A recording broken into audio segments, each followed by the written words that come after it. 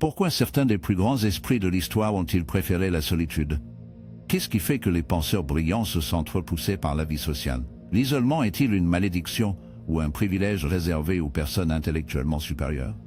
Arthur Schopenhauer, l'un des philosophes les plus pessimistes mais visionnaires du XIXe siècle, avait une réponse à ces questions, et c'était loin d'être flatteur à la société. Pour lui, le monde était plein de personnes superficielles entraînées par de petites impulsions, piégées dans des conversations triviales et des distractions dénuées de sens. Le génie, par sa nature même, exigeait la distance de ce spectacle médiocre. Comme il l'a écrit célèbre, la solitude est le sort de tous les esprits exceptionnels. Mais avait-il raison? Ou ce dédain pour l'interaction sociale est-il simplement un symptôme d'une incapacité à se connecter? Pensez à de grandes figures comme Nikola Tesla, Emily Dickinson ou Isaac Newton. Toutes connues pour leur génie et intéressants pour leur isolement. Étaient-ils des exemples d'intelligence qui transcendent les âmes ordinaires, ou simplement mal comprises condamnées à errer dans le monde seul?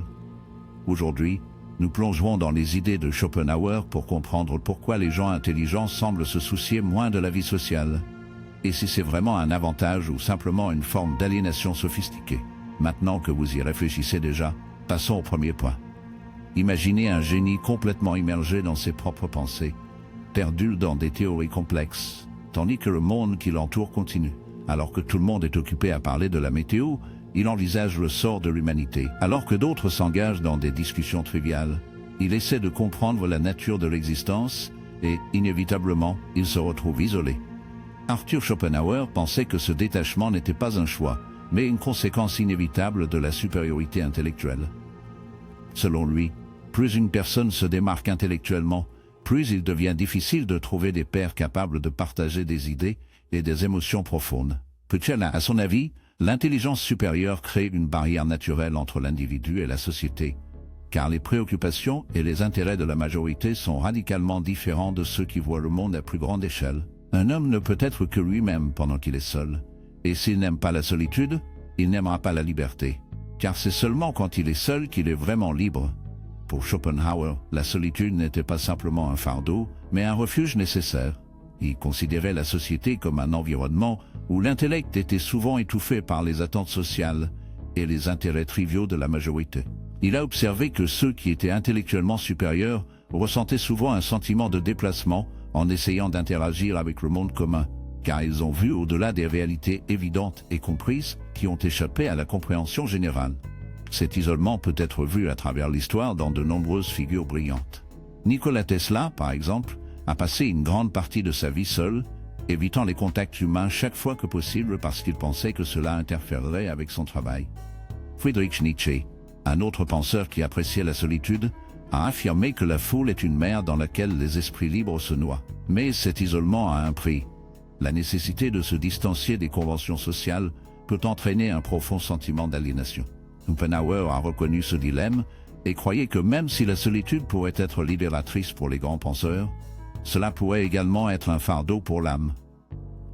C'est pourquoi bon nombre des plus grands intellectuels de l'histoire ont traversé des périodes de dépression et d'anxiété, pas parce qu'ils étaient faibles, mais parce qu'ils ont vu le monde d'une manière qu'ils ne pourraient jamais commencer à comprendre. Et puis vient la grande question. Cet isolement est-il une malédiction ou une bénédiction? Pour Schopenhauer, la réponse était claire. Il croyait que les grands penseurs devraient embrasser leur solitude comme un cadeau, car ce n'est qu'en silence et en distance de la médiocrité sociale pourraient-ils vraiment réaliser leur plus grande réalisation. Schopenhauer n'a pas vu la vie sociale comme un espace pour un échange authentique ou une connexion authentique, mais plutôt comme un grand théâtre, où les individus jouaient des rôles prédéfinis, piégés dans une performance éternelle des apparences et des intérêts égoïstes. Selon lui, la société n'était rien de plus qu'une étape où les gens agissaient les uns pour les autres, cachant leurs véritables intentions derrière des masques soigneusement construits. La sociabilité n'est, pour la plupart des gens, juste un masque sous lequel ils cachent leur banalité. Cette vision pessimiste était directement liée à son travail principal, le monde en tant que volonté et représentation, où il a fait valoir que tout ce que nous percevons n'est rien de plus qu'une projection de nos esprits. Pour lui, la vie sociale n'était qu'une illusion, un spectacle qui distrait les individus de la véritable connaissance d'eux-mêmes et de la nature du monde. Schopenhauer croyait que la plupart des gens étaient pris au piège dans les préoccupations insignifiantes statut, potin, lutte de puissance et quasi de recherche, et la poursuite de la reconnaissance. À son avis, l'être humain moyen était un esclave de la volonté, une campagne aveugle et irrationnelle qui régit nos actions et nous maintient coincés dans un cycle sans fin de désir. La recherche de la validation sociale n'était rien d'autre qu'un reflet de cette volonté incontrôlable. Et c'est là que réside le problème. Alors que la plupart des gens étaient immergés dans cette routine peu profonde, ceux qui ont un intellect plus net ont tout vu d'une manière qui était presque cruelle pour eux. La société semblait être un jeu dénué de sens où les interactions allaient rarement au-delà de la surface. Ce dédain pour la vie sociale n'était pas exclusif à Schopenhauer. 10 autres grands penseurs ont également exprimé un mépris pour la superficialité de la société. Nietzsche, par exemple, a déclaré que les condamnations sont des ennemis plus dangereux de la vérité que des mensonges, soulignant comment les gens préfèrent s'accrocher aux illusions plutôt que de faire face à la réalité honnêtement. Ce conflit entre la poursuite des connaissances et les exigences de la vie sociale a créé un écart insurmontable entre les esprits les plus brillants et le reste de l'humanité. Le résultat, l'isolement intellectuel, est devenu inévitable. Mais il y a un effet secondaire, la solitude prolongée peut conduire à la désillusion, à l'apathie, et même au mépris pour le monde extérieur. Schopenhauer en était conscient et a averti que pour ceux qui ont vu au-delà de l'illusion sociale, la seule alternative était d'accepter cette réalité et d'apprendre à vivre avec. Mais comment cet isolement se manifeste-t-il dans la vie quotidienne? Pourquoi les individus intellectuellement supérieurs se sentent-ils si souvent frustrés par l'interaction sociale? Dans la section suivante, nous explorerons l'affrontement entre le génie et la médiocrité et comment il repousse les grands penseurs de la vie ordinaire. Schopenhauer n'a pas haché les mots lorsqu'il décrivait sa vision de l'humanité. Pour lui, la plupart des gens étaient motivés par des intérêts superficiels et égoïstes, sans inclination pour la contemplation ou la pensée profonde. Cela a créé un gouffre inévitable entre ceux dotés d'une intelligence élevée et de la grande majorité, qu'il considérait comme distraits par les trivialités et les frivolités. La médiocrité ne reconnaît généralement que lui-même. Le génie, en revanche, voit la médiocrité, mais se retrouve seul. Cet isolement intellectuel se produit parce que le penseur est, par nature, quelqu'un qui cherche à comprendre le monde en profondeur. Alors que la plupart des gens sont préoccupés par des questions triviales telles que le statut, les potins ou le divertissement éphémère, le génie essaie de démêler les mystères de l'existence. Lorsqu'ils tentent de partager leurs idées, ils rencontrent souvent l'indifférence ou les malentendus. Cela explique pourquoi tant de grands penseurs se sont sentis frustrés par la société. Schopenhauer lui-même méprisa en interagissant avec les gens ordinaires, croyant que la médiocrité de la majorité a éclipsé le génie de quelques-uns. Ce sentiment résonne avec la célèbre remarque de Voltaire: le secret d'être ennuyeux est de dire tout ce que vous savez. Le problème n'est pas seulement une question de difficulté de communication, mais une différence fondamentale dans les intérêts. Le génie cherche des vérités universelles, tandis que la majorité recherche le plaisir et la distraction. Ce conflit est inévitable. Pour Schopenhauer, cet écart intellectuel a rendu les interactions sociales lourdes pour ceux qui ont des esprits élevés. Nous pouvons observer cette dynamique dans de nombreuses figures historiques. Nikola Tesla, par exemple, a évité les événements sociaux et les interactions triviales, les considérant comme une perte de temps. Isaac Newton était connu pour son reclusion et son impatience avec les conversations banales. Même Albert Einstein, l'un des scientifiques les plus célèbres de l'histoire, a admis qu'il préférait la solitude à la compagnie de personnes qui ne partageaient pas son intérêt pour des idées profondes. Cependant, cet éloignement de la société ne se produit que par le choix du génie. Souvent, la société elle-même rejette ceux qui pensent différemment.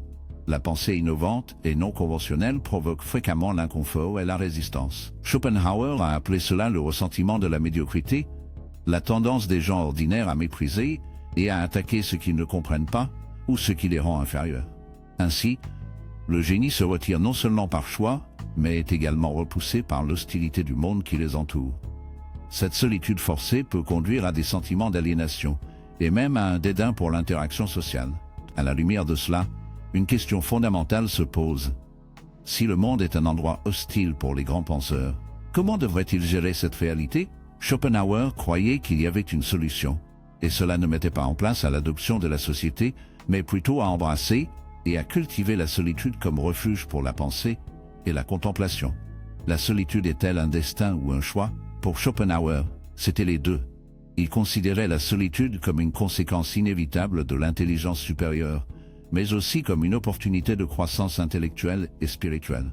L'homme ordinaire ne peut pas supporter la solitude car il ne se sent pas bien en compagnie des autres. L'homme surélevé cherche la solitude car il y se trouve. Cette perspective nous amène à un point essentiel, la solitude n'est pas une punition, mais un privilège. Il offre au penseur une chance de s'immerger dans ses propres idées sans distraction, sans avoir à se conformer aux conventions sociales vides qui dominent la vie quotidienne. C'est dans cet espace silencieux que la créativité s'épanouit et la compréhension s'approfondit. Beaucoup des plus grands penseurs, scientifiques et artistes de l'histoire ont fait de la solitude leur compagnon inséparable. Emily Dickinson a passé la majeure partie de sa vie isolée chez elle, se consacrant entièrement à l'écriture. Kant était connu pour sa routine méticuleuse et son dédain pour les événements sociaux. Beethoven, à mesure que sa surdité progressait, a trouvé dans la solitude la force de composer certaines des symphonies les plus puissantes de l'histoire.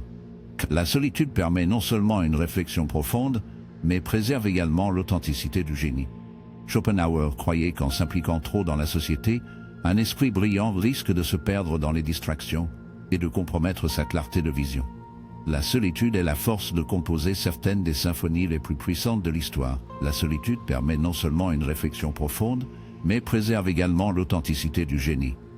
Schopenhauer croyait qu'en s'impliquant trop dans la société, un esprit brillant risque de se perdre dans les distractions et de compromettre sa clarté de vision. Cette perspective résonne fortement avec le concept bouddhiste de détachement. Le bouddhisme, l'une des plus grandes influences philosophiques de Schopenhauer, enseigne cet attachement au monde extérieur et aux interactions sociales conduit souvent à la souffrance. La véritable croissance se produit par l'introspection et la distanciation des illusions du monde matériel. Cependant, il y a un dilemme dans ce choix, les êtres humains sont par nature des créatures sociales.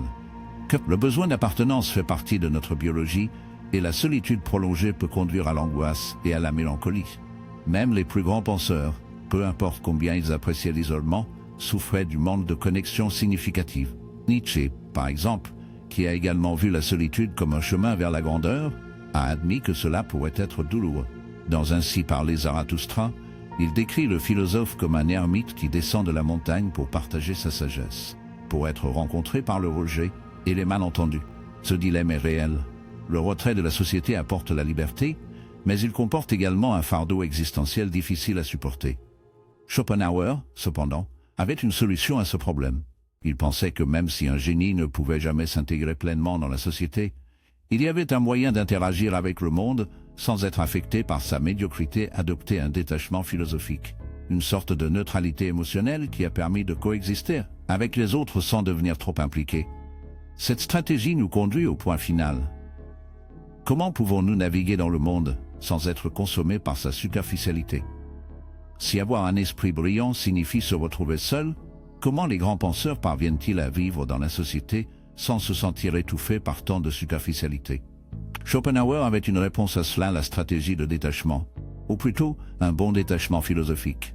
Le bonheur appartient à ceux qui sont autosuffisants. Pour lui, le secret n'était pas d'essayer de s'intégrer ou de faire un effort pour changer d'autres, mais plutôt de développer une attitude de distance sereine, comme un observateur analysant la réalité sans en être affecté.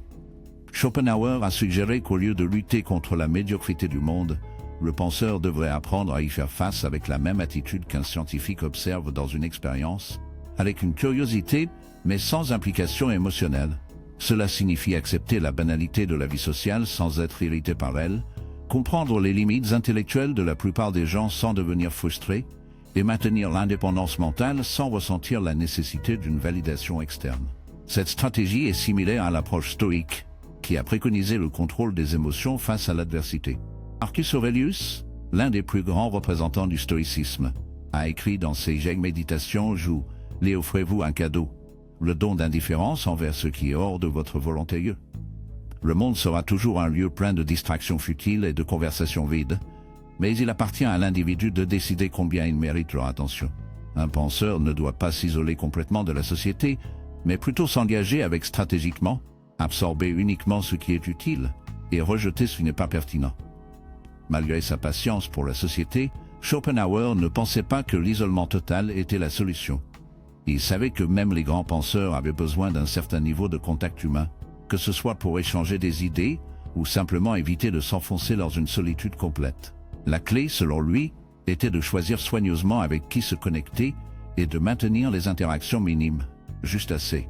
Je crois que l'isolement total était la solution. Il savait que même les grands penseurs avaient besoin d'un certain niveau de contact humain, que ce soit pour échanger des idées, ou simplement éviter de s'enfoncer dans une solitude complète. Selon lui, la clé était de choisir soigneusement avec qui se connecter et de garder les interactions minimes, juste suffisamment pour s'en sortir dans le monde sans devenir fou. Cette philosophie est toujours pertinente aujourd'hui dans un monde rempli de distractions numériques, de fausses nouvelles et de relations superficielles. Il est essentiel de savoir comment filtrer les informations et les interactions. L'intelligence ne consiste pas seulement à comprendre le monde, mais à la naviguer sans se perdre. Schopenhauer nous enseigne qu'au lieu de déplorer le manque de connexion avec la plupart des gens, nous devrions le voir comme un signe de notre liberté intellectuelle. Après tout, la solitude peut être un fardeau, mais c'est aussi un privilège, une opportunité d'explorer nos propres pensées sans interférence externe. Et maintenant, la question demeure, préférez-vous vous adapter au monde, ou l'accepter tel quel, et préserver votre liberté intellectuelle? Si vous êtes arrivé jusqu'ici, vous avez probablement réalisé que le lien entre l'intelligence et l'isolement n'est pas seulement une bizarrerie du destin, mais une conséquence naturelle de la pensée profonde. Schopenhauer nous a montré que les grands esprits trouvent souvent plus de réconfort dans la solitude qu'en compagnie de la foule, non pas par arrogance, mais parce que la superficialité des interactions sociales peut être épuisante pour ceux qui voient au-delà des apparences. Plus un homme est intelligent, plus il est enclin à la solitude. Mais cela signifie-t-il qu'être seul est le seul chemin? Pas nécessairement. La clé est de comprendre que la solitude ne doit pas être considérée comme une punition, mais plutôt comme un refuge. Être seul ne signifie pas être abandonné. Cela signifie avoir le temps de penser, de réfléchir et de grandir sans les distractions et les pressions de la société. Et c'est peut-être le véritable test de l'intelligence, savoir comment équilibrer le monde et l'introspection, en choisissant quand se connecter et quand prendre du recul. Schopenhauer nous donne la clé de cette liberté, mais c'est à chacun de nous de décider comment l'utiliser. Si vous êtes arrivé jusqu'ici, je suis sûr qu'à un moment donné, vous avez ressenti cet étrange mélange de liberté et d'isolement que Schopenhauer a décrit. L'intelligence peut être un refuge, mais elle peut aussi être une prison, non? Mais tu sais quoi? Il y a quelque chose de profondément libérateur à accepter que tous les silences ne doivent pas être remplis, que toutes les connexions ne valent pas l'effort. Vous n'êtes pas seul dans ce voyage, même si le chemin est solitaire. Après tout, comme le vieux Arthur l'a dit un jour, la solitude n'est pas le problème. Le problème est la mauvaise entreprise. Je me souviens de cette seule fois où, après des heures perdues dans un livre, je me suis surpris à regarder le mur, réfléchissant à une grande idée, jusqu'à ce que quelqu'un interrompe mon moment philosophique pour demander si j'avais vu la dernière émission de télé-réalité ou entendu les potins les plus chauds. C'est à ce moment-là que ça m'a frappé. Vouloir des conversations plus profondes n'est pas une arrogance, c'est une nécessité. Si vous avez déjà vécu cela, vous savez à quel point il est frustrant de se sentir comme si vous parliez une autre langue, comme votre esprit navigue à travers l'océan, pendant que tout le monde insiste pour éclabousser dans une flaque d'eau. Mais tu sais quoi? Il y a un bon côté. Vous n'avez pas à vous perdre dans le bruit. Vous avez le privilège de choisir votre solitude. Maintenant, soyons réels. Si vous avez apprécié cette vidéo, vous savez déjà quoi faire? Ce bouton comme le bouton, déposez un commentaire ci-dessous et abonnez-vous à la chaîne. Ou vous pouvez simplement ignorer tout cela et revenir à cette conversation fascinante sur la météo et la dernière tendance TikTok. Mais soyons honnêtes, si vous avez regardé jusqu'ici, vous savez déjà que vous méritez des discussions un peu plus stimulantes, non? Et si vous pensez que cette vidéo vous a fait réfléchir, attendez de voir ce que je me suis aligné pour vous ensuite. 2 vidéos qui vous rendront encore plus agités, dans le bon sens, bien sûr. Mais un bon avertissement après avoir regardé, vous ne reverrez peut-être plus jamais le monde de la même manière. Cliquez à vos propres risques.